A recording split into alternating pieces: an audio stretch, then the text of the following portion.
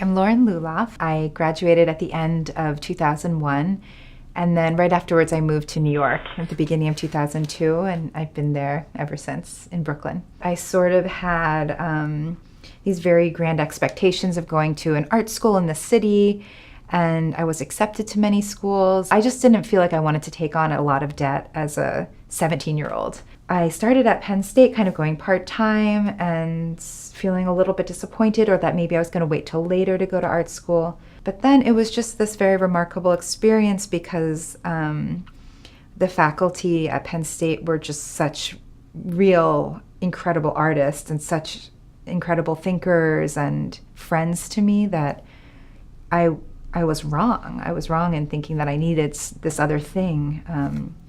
I really think I found what I needed here. So it was very encouraging to find this like wealth of intelligence and creativity that really nurtured who I am.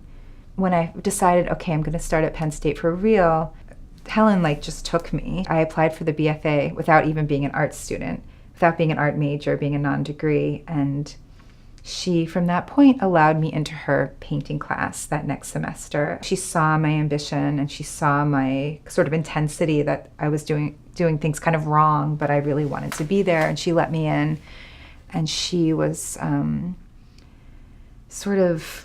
I think she was maybe a newer faculty member at that time, I'm not sure, but she was definitely younger than everybody, and kind of she really just kind of pulled me in and just was like, all right, here we go. And she was very helpful to me, and her work inspired me very deeply. And she's remained a very, very close friend.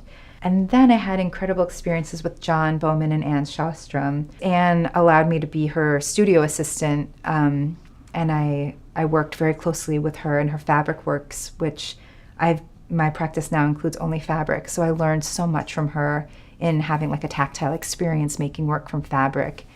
But then her and John took me to New York, where I stayed with them in their loft as I worked for her as her assistant. And that was my first experience with artists, being an artist in New York City. It was so life-changing, and it let me know, okay, this next semester I'm going to graduate, and this is where I'm going to be. I'm going here. This is clearly the next step for me. Immediately upon arriving in Brooklyn, I got a painting studio that I lived in, and just continued to keep getting studios one after another until I found a permanent one.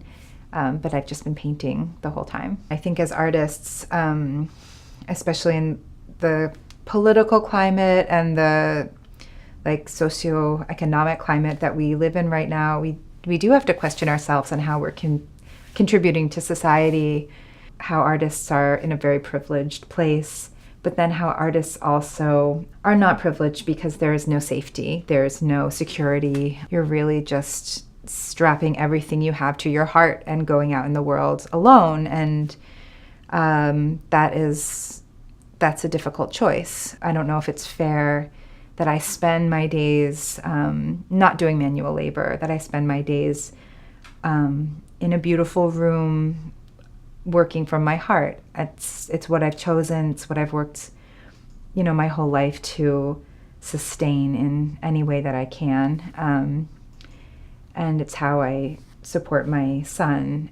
I don't think being an artist is only a good thing or only a selfish thing. I think it's all. It's everything. It's both.